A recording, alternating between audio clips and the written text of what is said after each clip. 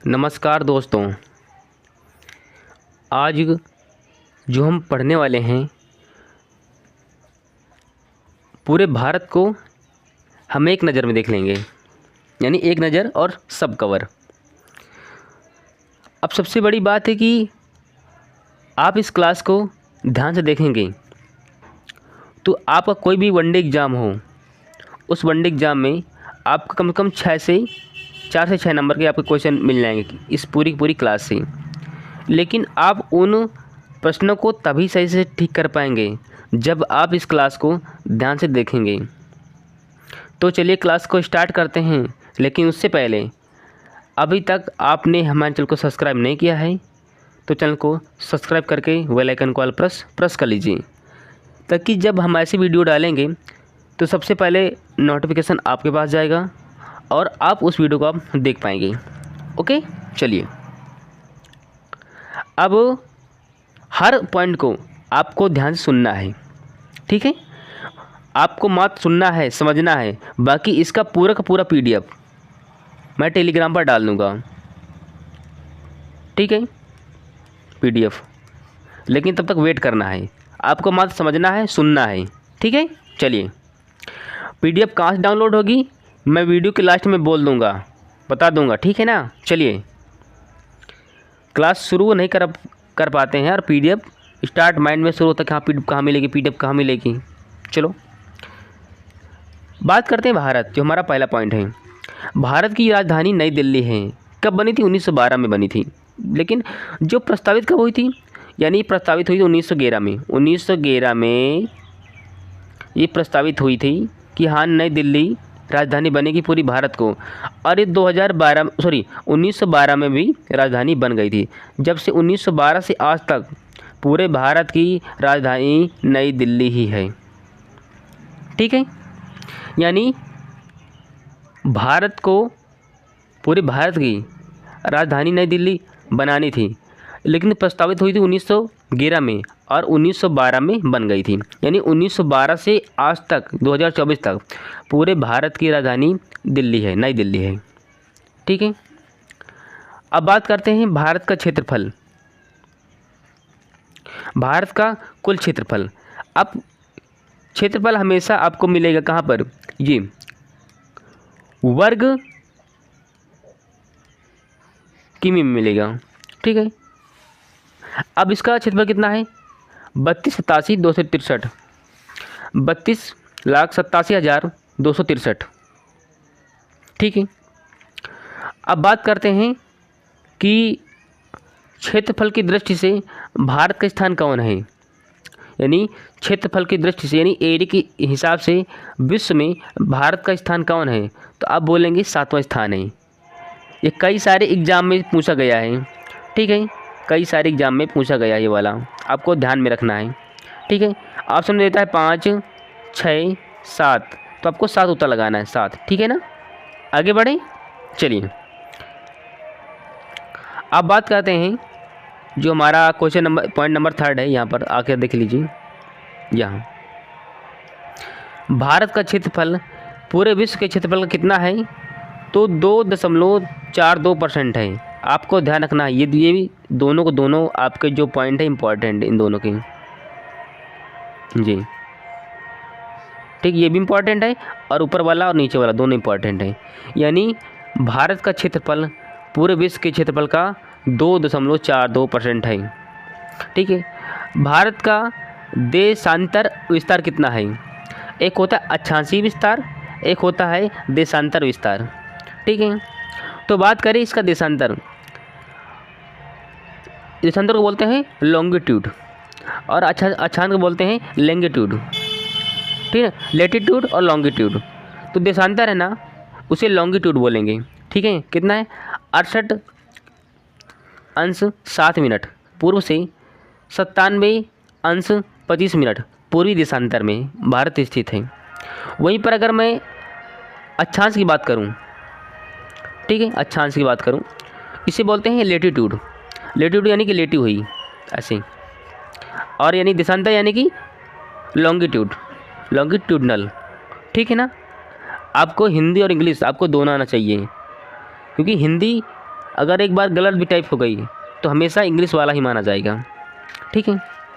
यानी 8 मिनट 8 अंश 4 मिनट, उत्तर से 37 अंश 6 मिनट उत्तरी अक्षांश में आपको भारत में का विस्तार है, अक्षांशी विस्तार, ठीक है। वहीं पर बात करूं कि पूर्व से पश्चिम भारत की लंबाई कितनी है, ठीक है। तो कितनी है 2933। अब सबसे बड़ी बात याद कैसे करेंगे ना, चलो हम सिखा देते हैं। मैंने कैसे याद किया है, देखो 2 का आगे कितना 3 3, फिर 3 का गुणा कितना होता है 9, यानी 2933। भाई मुझे तो याद है, पर तुम्हें याद हो पाए कि नहीं, तो आपको डाट याद करना है 2933। पूर्व से पश्चिम तक की लंबाई कितनी है 2933 किमी है, किलोमीटर है, ठीक है। चलिए वहीं पर अगर मैं बात करूं उत्तर से दक्षिण की तो कितनी है, देखो यहाँ पर तुमने तो हम लोग गिनती कैसे लिखते हैं, पहले 1 लिखते हैं, फिर 2 लिखते हैं, फिर 3 लिखते हैं और लास्ट में यहाँ पर लिख दो 4, यानी 3214 किलोमीटर है। किसकी लंबाई है, उत्तर से दक्षिण की लंबाई है, किसकी, भारत की। भारत की उत्तर से दक्षिण लंबाई कितनी है 3214, ठीक है। इसको मैं एक बार फिर से लिखता हूँ, याद कैसे करते हैं, देखो पहले कैसे लिखते हैं गिनती, 1 2 3 और 4, ठीक है। चलिए भारत में द्वीपों की कुल संख्या, ठीक है, कितनी है 247। ये टोटल है, ये बात करते टोटल की, टोटल। अरे भगवान कितनी आरती करेंगे लोग, हाँ हमारे पास वक्त नहीं मिलता, इनको आरती पड़ी है। चलिए अब बात करते हैं कि बंगाल की खाड़ी, अगर बंगाल की खाड़ी की बात करें, यहाँ पर बंगाल की खाड़ी में द्वीपों की कुल संख्या कितनी है 204 है, 204 हैं। बंगाल की खाड़ी में द्वीपों की कुल संख्या 204 हैं, ठीक है। अब आपको मान लीजिए इंडिया है, अब आपको मालूम होना चाहिए कि अरब सागर कहाँ पर है और बंगाली खाड़ी कहाँ पर है, तो ठीक है, बंगाली खाड़ी इस तरह पड़ेगा और अरब सागर आपका इस तरह पड़ेगा, ठीक है। चलिए तो अरब सागर में द्वीपों कुल कितनी संख्या है, तो 43 है, ठीक है। अब जो आपके 3 से 4 पॉइंट आएंगे, उन पॉइंट को आपको ध्यान से सुनना है, ठीक है, क्योंकि कई सारे एग्जाम में पूछे गए हैं। एक तो होता है दक्षिणी बिंदु, एक होता है दक्षिणीतम बिंदु, ठीक है ना। चलिए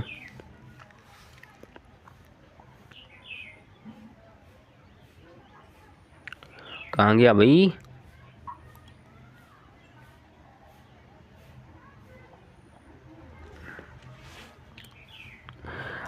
मैं सबसे ऊपर वाले पॉइंट में जाता हूँ।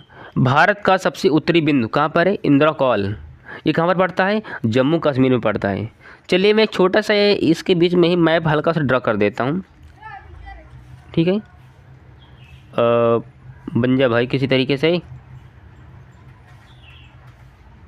जी। ये जो इंडिया का जो ऊपर का पोर्शन होता है ना, ऊपर का जो पोर्शन होता है, यहीं पर एक स्थान, इसका नाम है इंदिरा कॉल, और कहाँ पर है, ये जम्मू कश्मीर में है, ठीक है। ये भारत का सबसे ऊपरी बिंदु है, ठीक है। अच्छा अब मैं बात करूं कि भारत का दक्षिणतम बिंदु कहाँ पर है, तो उसका नाम है इंदिरा पॉइंट। ये कहाँ पर है, निकोबार द्वीप समूह में, ठीक है। निकोबार द्वीप समूह में भारत का दक्षिणतम बिंदु है, ठीक है। अब चलिए इसको देख लेते हैं। मान लीजिए आपका ये भारत है, ऐसे ही, तो यहाँ पर पड़ेगा आपका, यहाँ पर, ठीक है ना। यहाँ पर क्या है, भारत का दक्षिणतम बिंदु क्या नाम है, इंदिरा पॉइंट, ठीक है। ये निकोबार द्वीप समूह में है। आप इसको, इन दोनों पॉइंट को आपको ध्यान सुनना है, यानी आपको इस पॉइंट को भी आपको ध्यान सुनना है, इस पॉइंट को आपको ध्यान सुनना है। दोनों को दोनों कन्फ्यूजन भरे होते हैं और दोनों को दोनों कभी कभार गलत हो जाते हैं। इसमें प्रायद्वीपी, प्रायद्वीपी का मतलब क्या है, जो भारत के आसपास का जो क्षेत्र है, आसपास जो स्थान है, उसे प्रायद्वीप बोला करते हैं।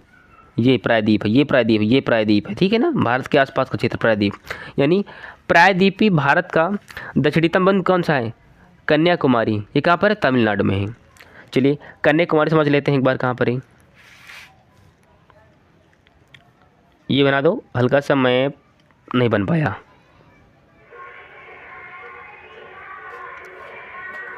अच्छा चलिए, अरे भाई सबसे बड़ी समस्या है।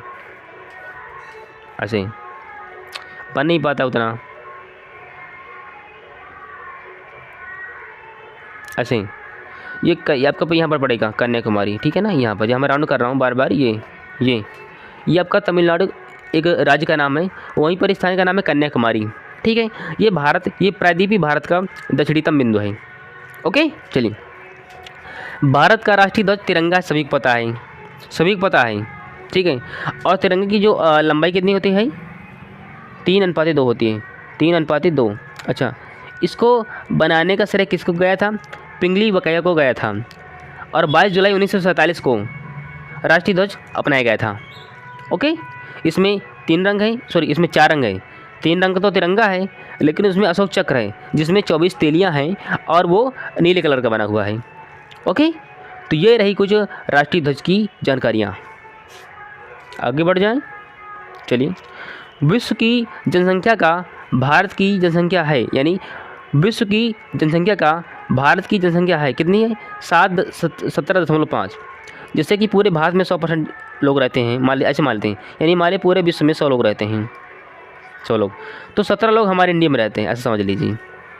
जैसे पूरे विश्व में 100 लोग हैं, वैसे ही हमारे भारत में 17 लोग रहते हैं, ऐसा मान लीजिए, यानी ओके, यानी पूरे विश्व की जनसंख्या का भारत की जनसंख्या कितनी है? 17.5। ओके, आगे बढ़ते हैं। अब हम अपनी इस तरफ आएंगे। भारत का सबसे प्राचीन पर्वत क्या है? अरावली है। और आप कहाँ पढ़े? राजस्थान, राजस्थान, राजस्थान, ठीक है। अब चलिए एक छोटा सा बता देते हैं राजस्थान भाई, बन जा भाई, नहीं बन पाएगा, इतना छोटा ड्रा करने बड़ा मुश्किल भरा हो जाता है। अगर डिजिटल बोर्ड या कुछ ऐसा होता तो मैं अच्छी तरह ड्रा कर पाता। चलिए इसको इधर ले आइए। ये क्षेत्र पड़ता है नीचे बोला करते राजस्थान, राजस्थान, ठीक है ना। यही क्षेत्र है राजस्थान का, यानी भारत का सबसे प्राचीनतम जो प्राचीन पर्वत है उसका नाम है अरावली, जो कि राजस्थान में है। अच्छा, इसकी चोटी क्या नाम है? गुरु शिखर।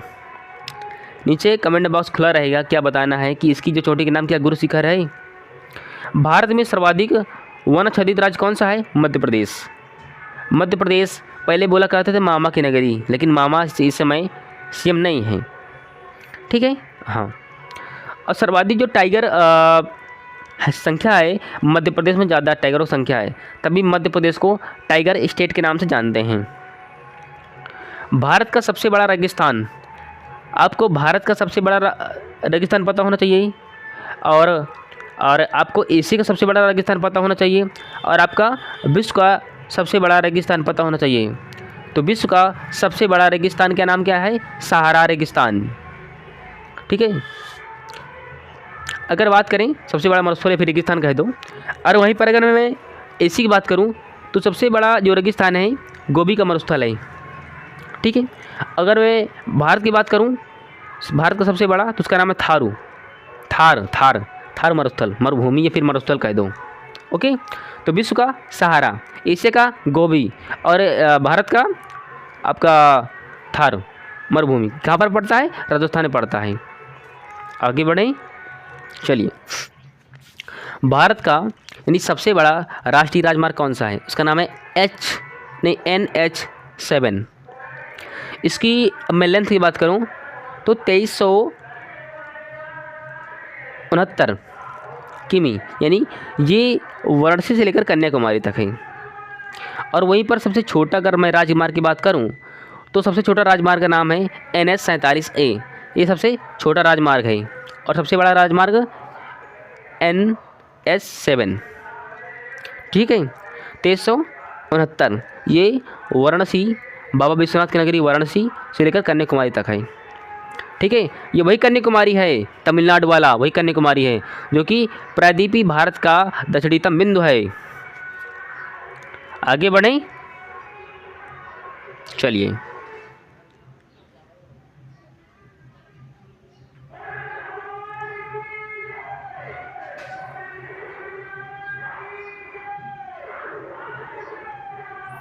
काफ़ी डिस्टरबेंस हो रहा है, मैं इसको ले से मैं बंद कर दूँगा।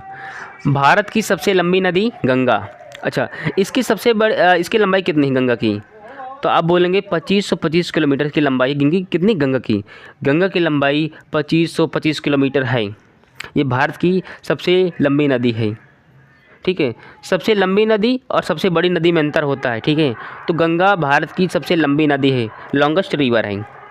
ठीक है, भारत में सर्वाधिक वर्षा वाला स्थान क्या है? मासिनराम। कहाँ पर है? मेघालय में। और मेघालय में 3 पहाड़ियों के नाम है, एक का नाम है गारो, एक का नाम है खासी, एक का नाम है जैंतिया। ठीक है, पहले चेरापूंजी था, लेकिन वर्तमान समय में मासिनराम यानी मेघालय में सर्वाधिक वर्षा होती है। भारत में न्यूनतम वर्षा वाला स्थान क्या नाम है? लेह।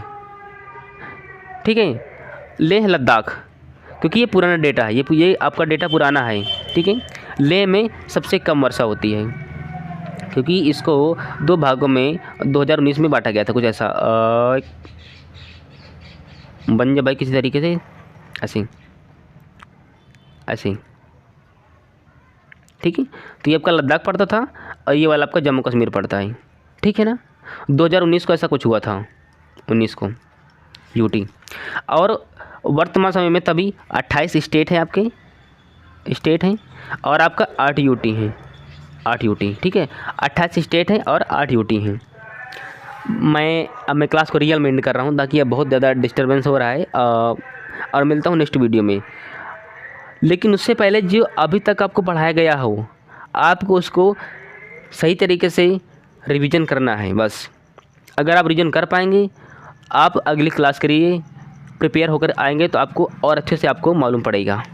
ठीक है, कुछ आप मेहनत करिए, कुछ मैं मेहनत करता हूँ। चलिए, अब मैं मिलता हूँ बहुत जल्द नेक्स्ट वीडियो में। तब तक के लिए जय हिंद, वंदे मातरम।